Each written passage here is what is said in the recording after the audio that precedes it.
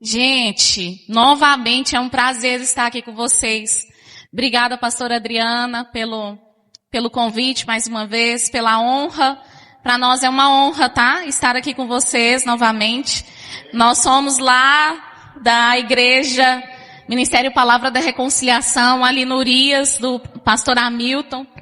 E quando eu falei para ele, falei, pastor, eu vou de novo lá na igreja, lá da igreja que eu era, pastor, vou lá ministrar mais uma vez. Ele falou, leva um abraço para os pastores da casa, para os pastores da igreja lá, abençoa a vida deles lá, em nome de Jesus. Queria ter trago alguns discípulos nossos conosco, mas aí o pastor falou, mas deixa a galera pro culto, pro culto de domingo.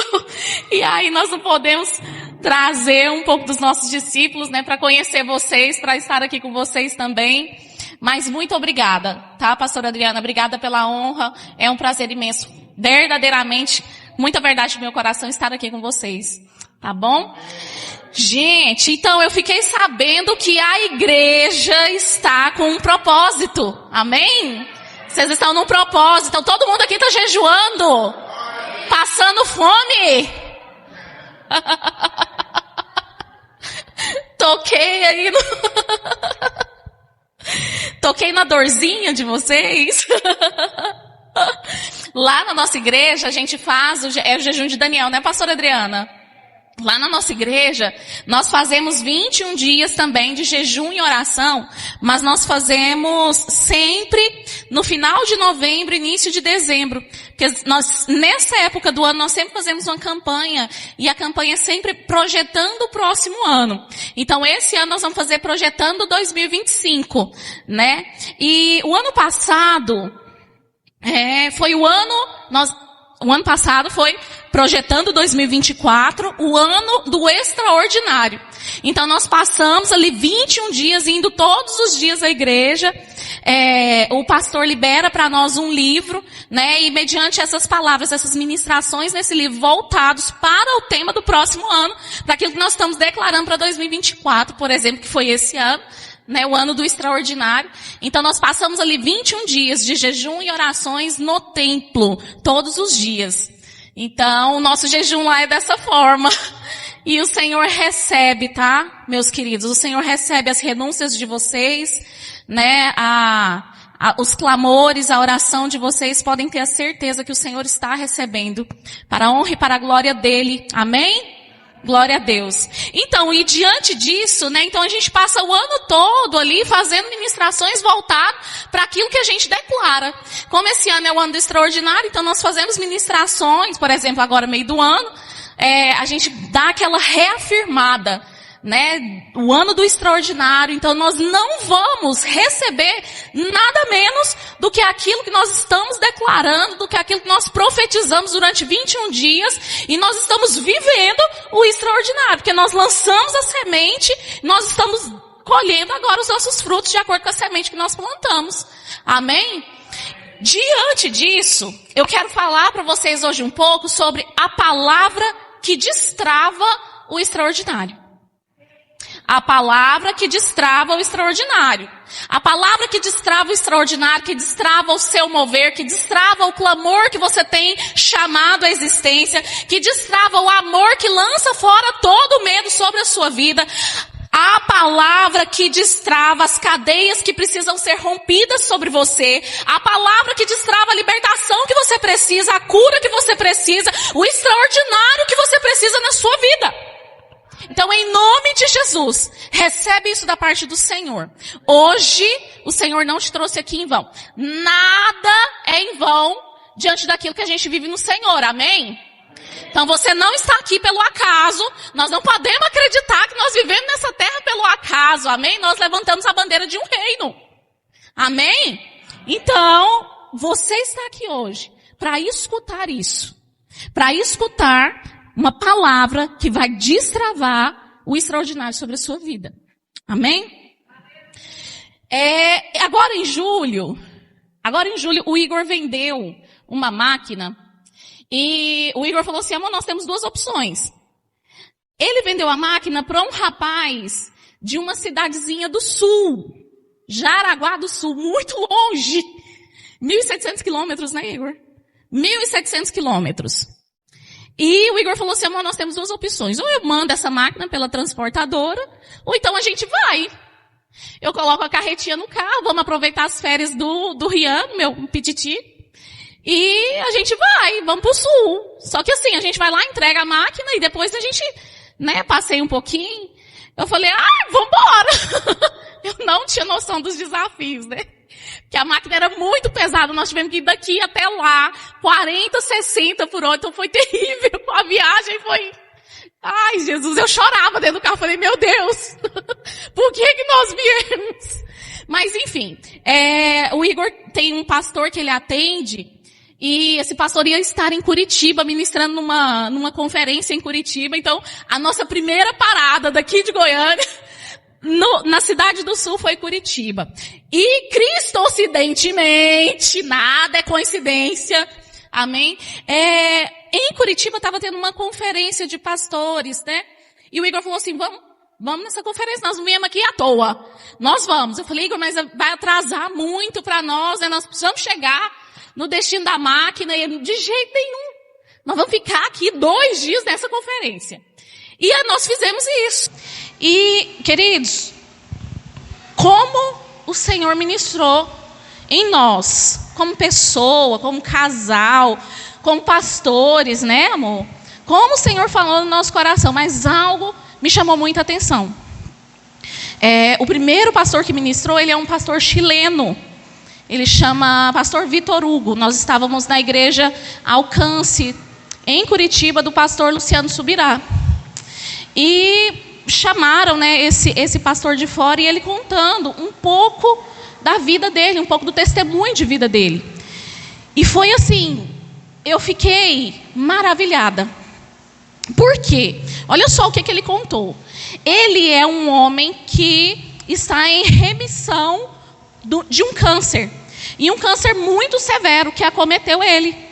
E esse câncer, ele fala que no dia que ele recebeu a notícia dessa doença, dessa enfermidade, ele ficou assim, 1 ano tratando de uma gastrite.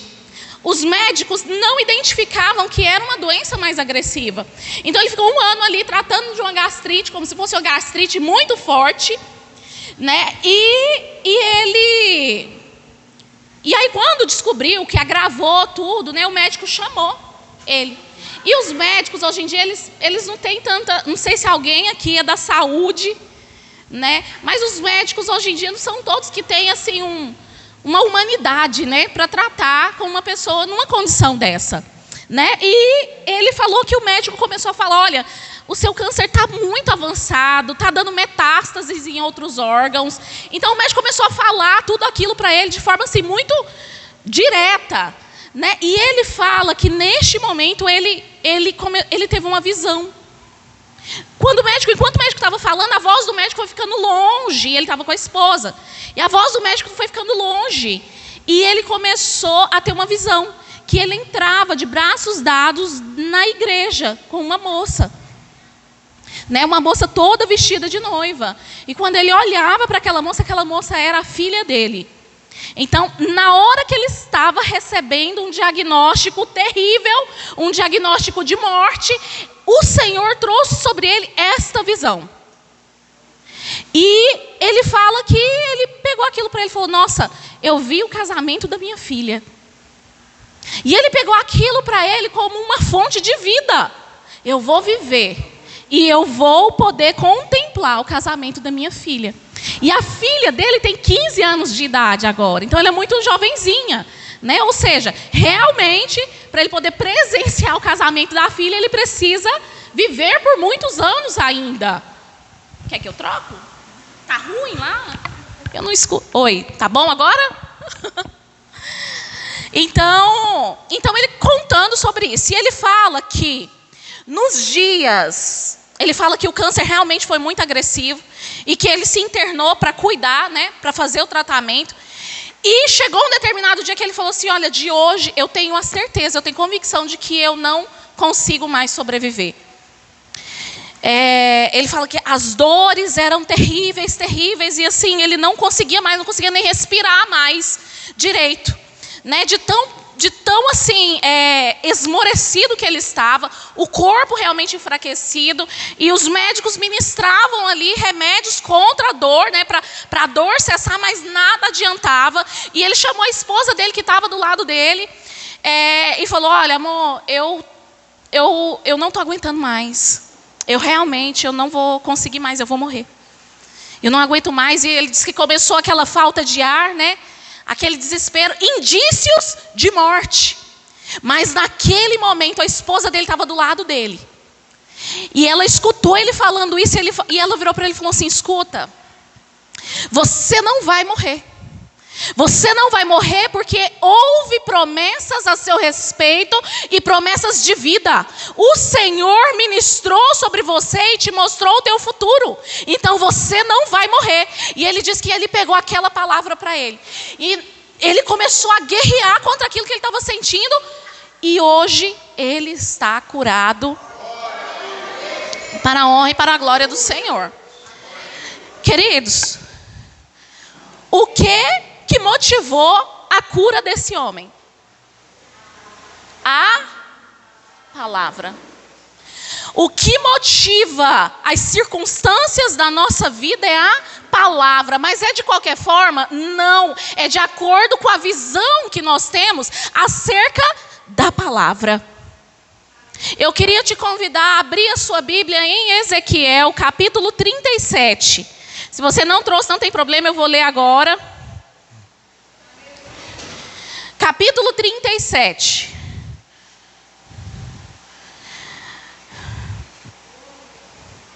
Ezequiel foi um profeta. Amém? E o que acontece? Esses relatos aqui de Ezequiel aconteceram quando? Possivelmente ali um pouquinho antes de Jerusalém ser tomada por Nabucodonosor e o povo de Israel, o povo de Deus, ser levado cativo, ser levado como escravos para a Babilônia. Então, Ezequiel, esses relatos aqui, as profecias de Ezequiel acontecem mais ou menos um pouquinho antes disso tudo acontecer. Então, olha só, quem era o povo que convivia com Ezequiel? Quem era o povo de Israel que vivia com Ezequiel? Quem era? Era uma nação adoecida, uma nação pecaminosa, uma nação em ruínas. Era uma nação em ruínas. Por quê? Porque era um povo corrupto. Era um povo duro, que abandonou os costumes que Deus orientou para eles. Então era um povo que deixou para trás, que deixou de lado tudo aquilo que o Senhor já tinha estabelecido sobre eles. Então era um povo que praticava imoralidades, corrupção, idolatria. Era um povo doente, completamente doente. Era uma nação que já estava ruindo, que já estava em ruínas. Então esse era o povo pelo qual Ezequiel teve uma visão. Eu quero ler com vocês agora a visão, né, que Ezequiel teve. Capítulo 37. O poder do Senhor veio sobre mim. O Senhor me tirou da cidade por meio do seu espírito e me levou ao vale. O vale estava cheio de ossos humanos. Fez com que eu passasse por onde estavam os ossos, todos ao redor de mim. Tinha muitos ossos por todo o vale e estavam completamente secos. Então ele me disse: homem mortal, estes ossos secos conseguirão viver de novo? E eu respondi. Ezequiel fala o que para o Senhor? Ó Senhor Deus, o Senhor é quem sabe. O Senhor é quem sabe.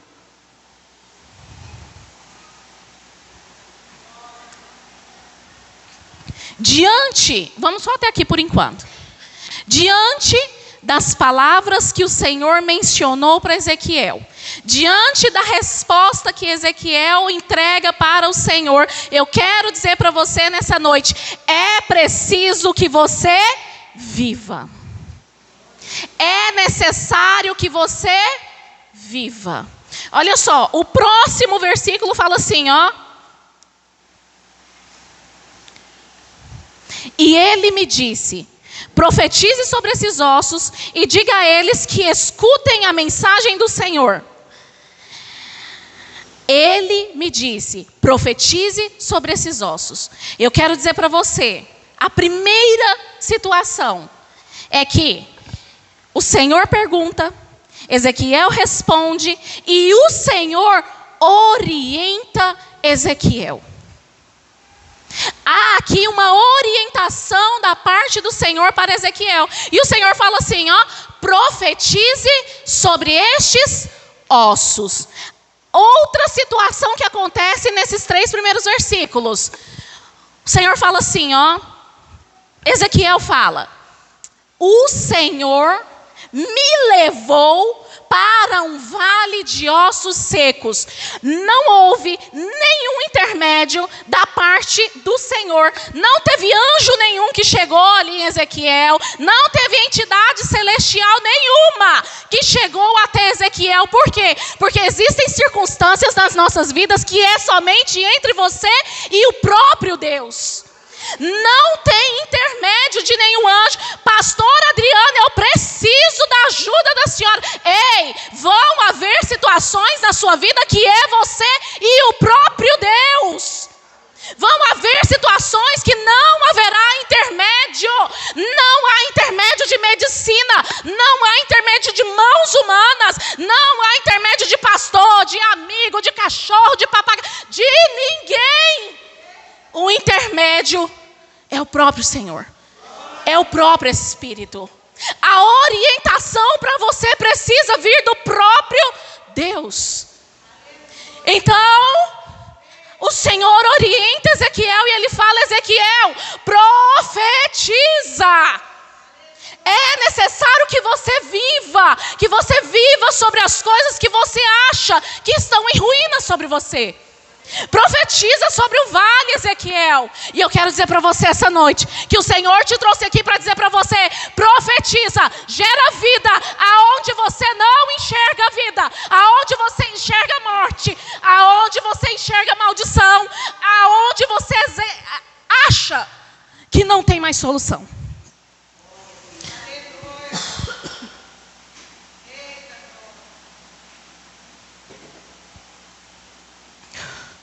Não há intermédio sobre você. Não há. O Senhor poderia ter falado para Ezequiel o seguinte: Ezequiel, está vendo aquele vale? Está vendo aqueles ossos secos dentro daquele vale? Pois é. Aquilo ali é a representação do meu povo. Aquilo ali é a representação do meu povo. O povo cheio de pecado, o povo adoecido. O povo que não tinha mais temor no Senhor.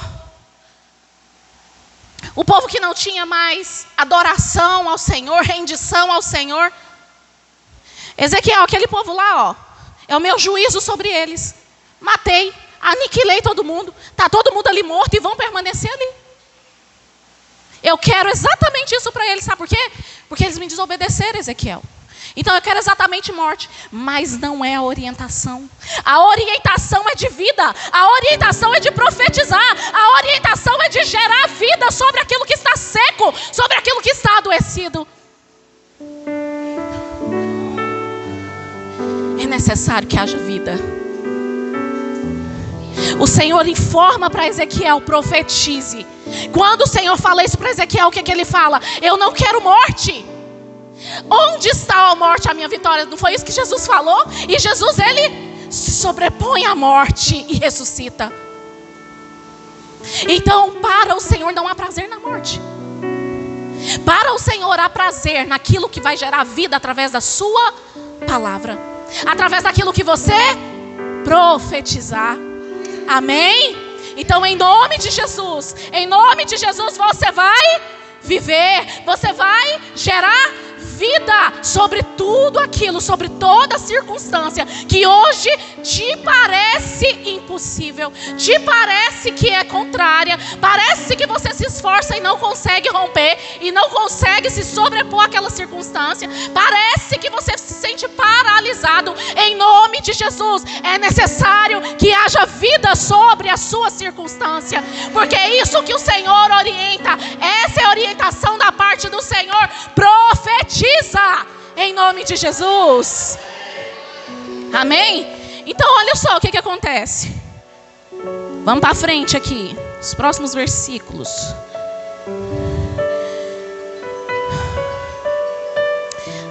Então ele me disse, fez com que eu passasse por onde estavam os ossos, todos ao redor de mim.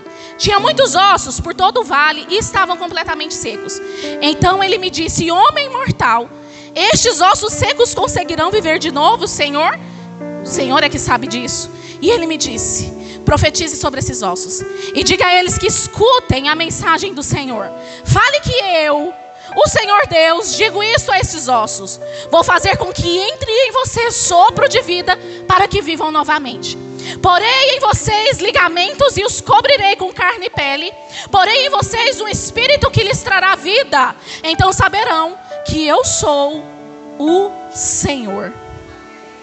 Aleluias.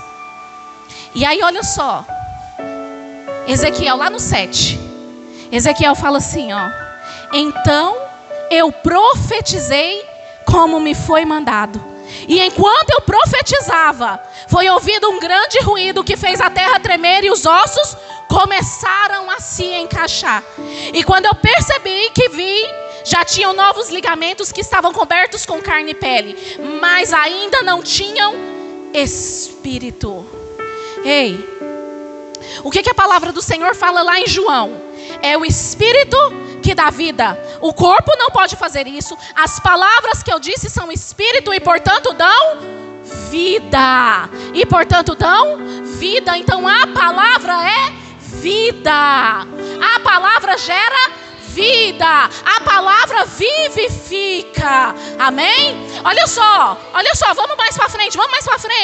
Lá em Tiago capítulo 5, verso 14, fala assim, se alguém entre vocês está doente, chame os presbíteros da igreja para orarem por ele e para colocarem óleo sobre ele em nome do Senhor.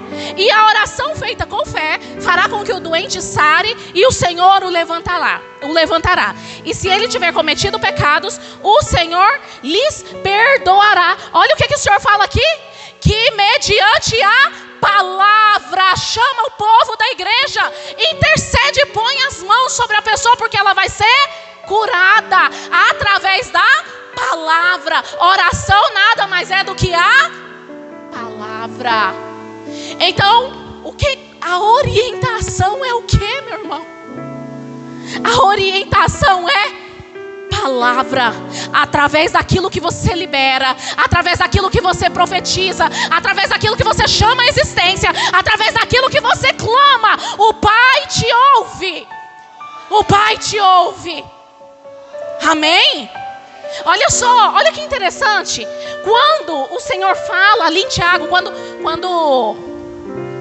a palavra de Tiago fala assim, chame os presbíteros. Olha só, a palavra não fala assim, chame quem tem o dom de cura. Chame as pessoas. Porque, meu querido, não é dom. Não há limite para a palavra. Não é dom. Então não tem limitações para aquilo que o Senhor quer fazer vida, quer gerar vida sobre você, sobre a sua vida ou sobre a sua circunstância. Não há limites para a palavra. Em nome de Jesus, libera vida, profetiza, libera vida, em nome de Jesus, amém? Olha só, eu estava lendo um livro, eu até parei no finalzinho já. O livro é do Paul Yong-Soo. Paul Yong-Soo foi um pastor, ele é um pastor coreano. E a igreja dele atualmente, se não me engano, está sendo considerada uma das maiores do mundo. É uma igreja que fica na Coreia. E o nome desse livro chama A Quarta Dimensão. Então, alguém aqui já leu esse livro? A Quarta Dimensão? Já leu? Meus queridos, leiam, que vale a pena. Olha só, o que começou a acontecer? Começou a acontecer que lá na Coreia há muitos budistas. E as pessoas iam na igreja do Poyang-shu e não eram curadas. Mas quando eles chegavam lá nos rituais de yoga, lá nos rituais do budismo, elas eram curadas. E aquilo começou a entristecer o coração dele. Ele falou, gente, e ele começou a entrar em crise com aquilo. Então ele levantou um jejum, né? Levantou um clamor ao Senhor e falou, Senhor, o Senhor precisa falar comigo, o que está acontecendo? E o Senhor começou a falar para ele o seguinte, que há dimensões e que uma dimensão se sobrepõe à outra. Então a segunda dimensão se sobrepõe à primeira, a terceira dimensão se sobrepõe à segunda, e a quarta dimensão se sobrepõe sobre as demais. A quarta dimensão ele estabelece que é o poder do Espírito, e que o Espírito se move como? Através da palavra. Então tudo aquilo que você falar, tudo aquilo que você declarar, gerando vida no Espírito, vai acontecer. Por quê? Porque se sobrepõe sobre as demais situações. Sabe, queridos? E ele começou a ter esse entendimento. Ele falou, então é isso. Eles declaram a palavra e as pessoas saíam de lá curadas. Pela palavra. Pela palavra. Hoje em dia está na moda o que? Os coachings, né? Então tem coach para todo lado, tem as reuniões de coaches, né? Que te ajuda, que te motiva, que te faz ter uma vida mais linda, mais bela, mais maravilhosa, que você é capaz. Nada mais é do que a palavra. A palavra. Meu querido, a palavra tem poder. A palavra do Senhor vivifica. A palavra do Senhor muda a sua visão a respeito das circunstâncias. Amém? Olha só. A obediência destrava destino. Ezequiel nada mais fez do que obedecer. Ezequiel obedeceu a instrução que ele recebeu. E ele liberou a palavra. Ele liberou vida. Ele lhe profetizou. Então, Ezequiel nada mais fez do que obedecer. Agora vamos sair daqui de Ezequiel e vamos voltar lá atrás. Lá em Gênesis, lá em Abraão. O que aconteceu com Abraão? Abraão demorou quantos anos para ter um filho? Abraão tinha um sonho e uma promessa. Abraão tinha isso, um sonho e uma promessa. Um sonho de gerar e uma promessa de uma descendência que as areias, os grãos de areia eram incontáveis como a descendência de Abraão seria essa. Incontáveis como os grãos de areia, como as estrelas do céu. Então, Abraão tinha uma promessa. Mas quando a promessa chegou, quando o Senhor liberou e entregou a promessa para Abraão, foi necessário que Abraão obedecesse. Porque o que acontece? Isaac nasce. Isaac nasce. E o Senhor requer de Abraão algo diferente.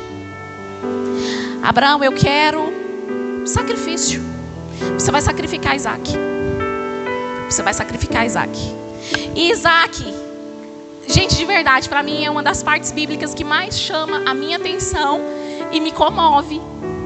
Porque Isaac vai, e quando ele chega no monte, ele fala assim: pai, nós temos aqui a lenha, nós temos aqui o cutelo, mas cadê o cordeiro? Cadê o cordeiro, pai? Imagina você tendo um filho, o filho da sua promessa. Filho da sua promessa. E você precisa sacrificar seu filho.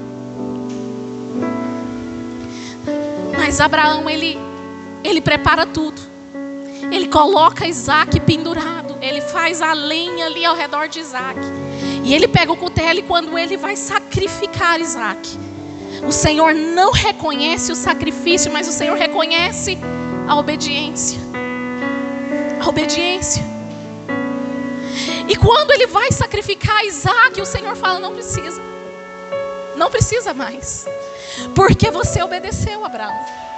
Então o Senhor, Ele espera de nós obediência. E a obediência, ela destrava destinos. Por quê? Porque se Ezequiel não tivesse obedecido, ele não teria um exército numeroso. E um exército cheio de vida. Vida abundante, vida curada, vida sarada. Se Ezequiel não tivesse obedecido, ele teria apenas um monte de ossos secos. Secos. Vida decomposta. Morte. Ezequiel teria somente morte, mas ele preferiu obedecer, ele escutou a orientação e ele profetizou e gerou vida sobre aqueles ossos. Então eu quero dizer para você, obedeça, porque a obediência vai te destravar destinos imagináveis. Aquilo que você não consegue imaginar, a abundância do Pai é gerada através da obediência. Em nome de Jesus. Em nome de Jesus, amém? A obediência, as renúncias que envolve. Obediência às profecias que o Senhor estabeleceu sobre você. Esses dias para trás, eu escutei de uma discípula nossa falando assim, ela está com alguns conflitos ministeriais, ela faz muita coisa, então ela está com um monte de conflito ministerial, está em crise. E aí ela virou para mim e falou assim, Raniele, eu não vou orar. Eu não vou orar, porque eu sei que se eu orar, o Senhor vai falar para mim tudo que eu preciso fazer. Então eu não quero chegar nesse lugar de saber que o Senhor quer que eu faça e eu não fazer. Então eu prefiro não orar, eu prefiro estar aqui naquela linha que eu sei que Ele quer, mas eu também não quero. Então eu vou ser omissa nisso aqui. Olha o nível que um ser humano chega, que nós chegamos. Porque isso é passível de acontecer com todos nós. Olha o nível que nós chegamos, queridos. Para não obedecer. Coisa simples. Coisa pequena. Que resolveria para nós. Mas por conta do nosso orgulho, a gente não consegue. A gente não consegue romper algumas barreiras que nós mesmos estabelecemos sobre nós. Ao nosso redor. Muros que a gente levantou ao nosso redor. Que o Senhor quer destravar isso. O Senhor quer retirar esses muros. Quer retirar esses entulhos ao nosso redor. E a gente não consegue dar esse passo de obediência. Pastora Adriana, lá na nossa igreja, quando nós fazemos o jejum, os 21 dias na igreja, cada semana a gente estabelece algo para jejuar. Então nós não retiramos tudo. Os prazeres, as coisas gostosas. Eu sou uma formiga, gente. Formiga. Então, tudo que é doce me mata. É terrível o jejum de açúcar. Então, assim, eu quero renunciar a algo. Então eu vou pro açúcar, que eu sei que Deus vai receber. Porque é muito sacrifício para mim. É muita obediência eu ter que tirar um docinho. Mas, olha só que interessante. O nosso pastor, ele nos orienta. Olha, tal semana nós vamos tirar o arroz. Tal semana nós vamos tirar o açúcar. E tal semana nós vamos tirar o arroz, o açúcar e a carne. Arroz, açúcar e carne. Só que tem gente que inverte. Não, pastor, sabe o que é? Essa semana, a semana do arroz, por exemplo. Essa semana, ao invés do arroz, eu vou tirar o açúcar. E aí, aquela pessoa, ela caminha fora do compasso do restante de toda a igreja. Desobediência. Coisa pequena, não é? Está fazendo também. Mas é uma rebelião, você concorda? Coisa pequena. Pequenas coisas nos tira da obediência. Nos rouba a obediência. Não estou falando de grandes coisas, de pecadão. Adulterei, roubei, matei. Não. Estou falando de pequenas coisas que roubam a essência do Pai em nós. Amém? Então é necessário que a gente obedeça. O Senhor não requer sacrifícios grandes demais. O que Ele quer é a nossa entrega, é a nossa rendição, é a nossa obediência. Amém? Até mesmo para nós profetizarmos, até mesmo para a gente gerar vida através da palavra, é necessário que a gente obedeça. Assim como Abraão obedeceu, assim como Ezequiel obedeceu, assim como Jesus obedeceu. Amém? Olha só, lá no verso 7 fala assim, ó. Então profetizei, segundo me fora ordenado. Enquanto eu profetizava, houve um ruído, um barulho de ossos que batiam contra ossos e se ajuntavam cada osso ao seu osso. Olhei e eis que havia tendões sobre eles, e cresceram as carnes e se estendeu a pele sobre eles, mas não havia neles o Espírito. Então me disse: profetiza ao Espírito, profetiza, ó filho do homem, e diz-lhe: assim diz o Senhor Deus, vento dos 4 cantos, ó Espírito, e assopra sobre estes mortos para que vivam. Queridos, aqui é a segunda vez que o Senhor instrui novamente Ezequiel.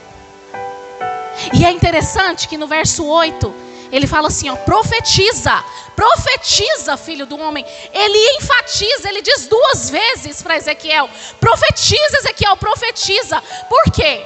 Porque os tendões se juntaram, a carne se formou, a pele se formou, mas a aparência ainda era de morte. Ei, eu quero dizer para você que independente da visão, independente do que você esteja enxergando, permaneça profetizando. Permaneça profetizando. Sabe por quê?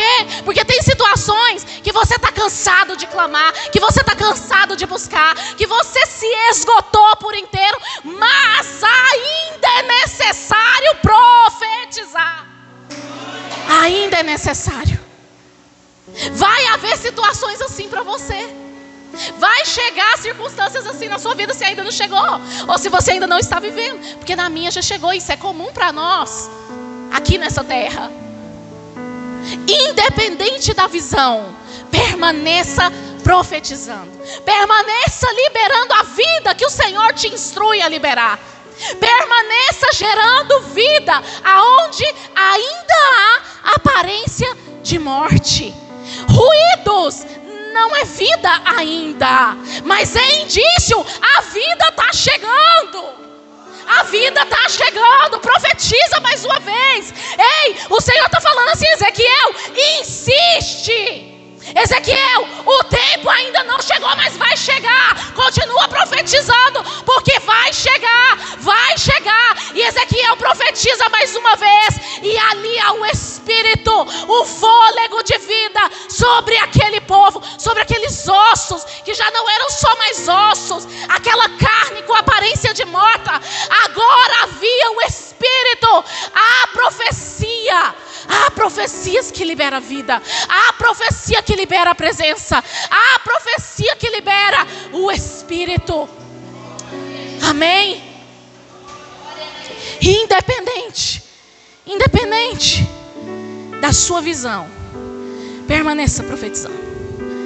Permaneça profetizando. Há abundância na profecia. Há abundância naquilo que o Pai pede para que você permaneça profetizando. Há vida na palavra. Há vida na palavra. A palavra do Senhor vivifica. Sabe o que fala? A palavra do Senhor fala assim, ó, que o Senhor, o Espírito, ele é mais cortante que uma espada de 2 gumes, que separa juntas e medulas, alma do Espírito. É disso que nós estamos falando. É de um poder que nós não somos capazes de ver, mas que acontece através da palavra. Amém? Jesus, os discípulos estavam num barco. Ai, gente. E dentro do barco aconteceu uma tempestade em alto mar. Uma tempestade fortíssima, ondas altas. ondas altas sobre os discípulos, e Jesus dormia. E Jesus dormia dentro do barco. E as ondas vindo, e o mar agitado, e a tempestade acontecendo, chuva grossa inundando o barco. E os discípulos chegaram para Jesus: Jesus, o senhor precisa acordar, nós vamos morrer. Nós vamos morrer se o senhor não acordar aqui agora. E Jesus levanta e vira para eles e fala: o quê? Vocês têm pouca fé. Vocês têm pouca fé. E Jesus ordena ao vento, ordena as ondas, tudo através da palavra, tudo através daquilo que ele profetizava. E os discípulos ficam maravilhados com aquilo, porque as ondas cessam, a tempestade cessa. E eles questionam, só quem é este?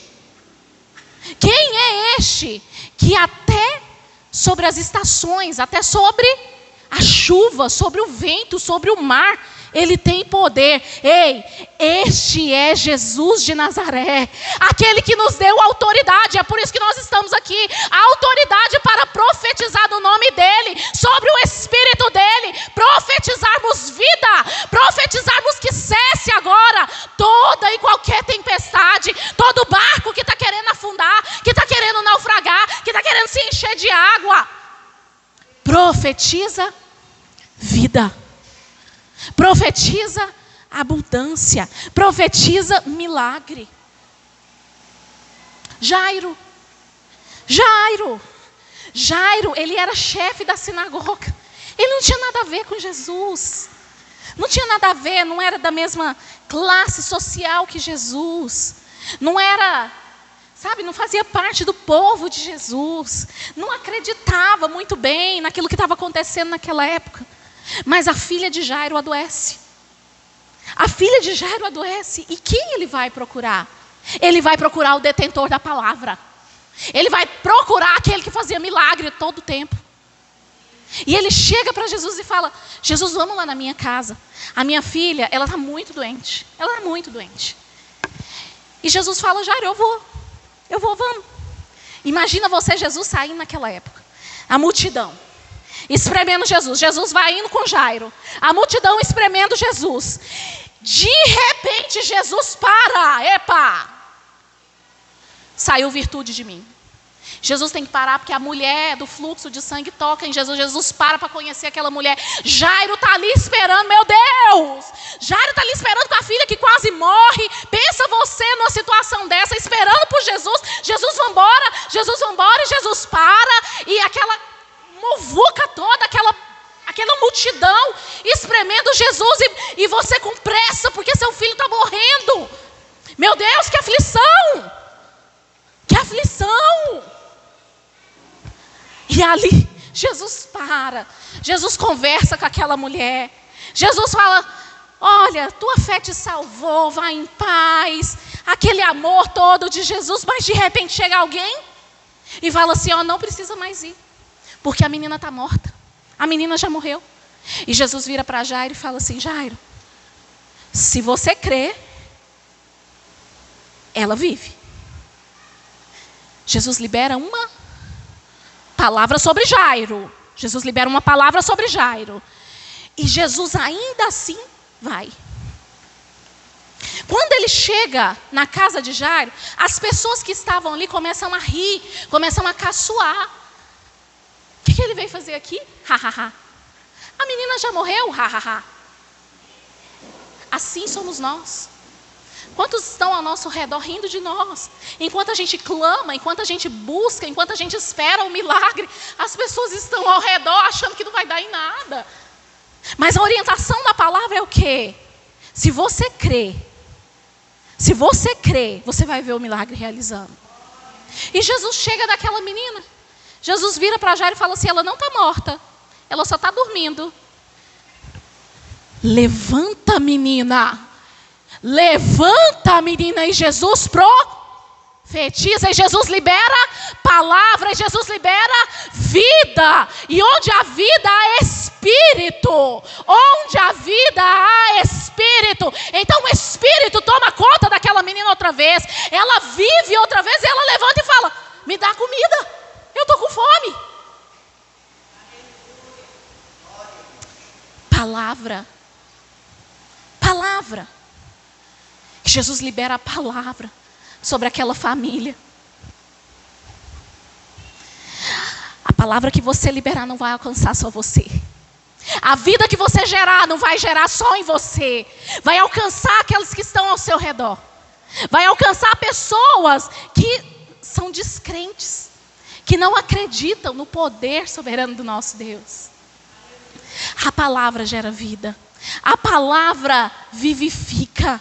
A palavra do Senhor fala que Ele é vivo e eficaz. Que a palavra do Senhor, ela é viva e ela gera eficácia. É nessa palavra que nós pomos os nossos pés nessa noite. É nessa palavra que nós declaramos vida.